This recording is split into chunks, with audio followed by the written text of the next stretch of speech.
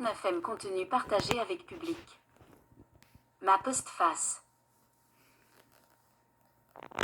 Dès janvier 2022, j'ai pu déposer le rapport d'expertise judiciaire de Christine Coton à la Cour d'appel du Québec, un rapport essentiellement fondé sur les documents même de la compagnie pharmaceutique Pfizer. C'était du béton, je le savais car j'avais cumulé une expertise solide en droit de la santé et en responsabilité médicale et hospitalière.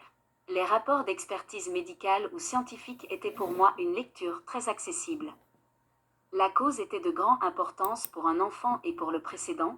Cela concernait la décision d'une juge de première instance ayant ordonné l'injection d'un enfant. Mon client, le père, n'était pas représenté en première instance, on ne lui avait pas laissé suffisamment de temps.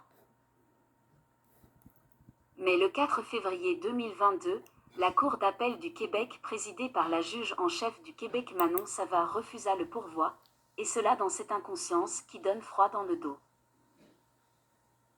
Il est à noter qu'au lendemain de ma plaidoirie brillante et solide à la Cour d'appel du Québec, le barreau du Québec est entré à fond de train sur ma personne, en m'ordonnant abruptement, sans avis, ni audition, une ordonnance abusive d'évaluation psychiatrique. 3 auditions auxquelles j'ai été invité s'en sont suivies, et malgré ma preuve solide de nature juridique, le barreau resta de glace. Leurs reproches concernaient 2 sujets.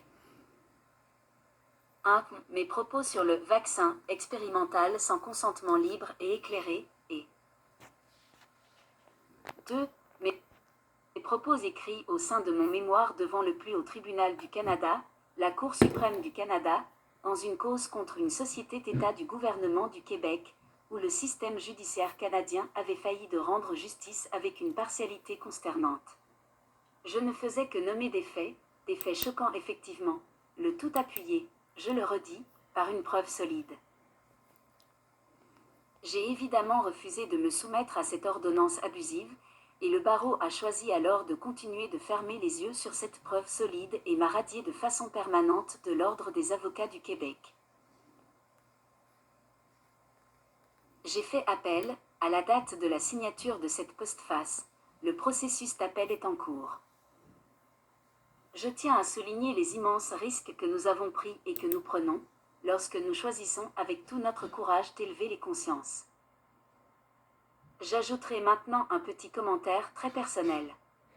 Christine Coton a choisi de rester son cœur grand ouvert, et c'est cela qui la rend si exceptionnelle. Gloriane Blais. Québec, février 2023. Patrick Provost Amalga François. 1. J'aime. Commenter. Partager. Écrire.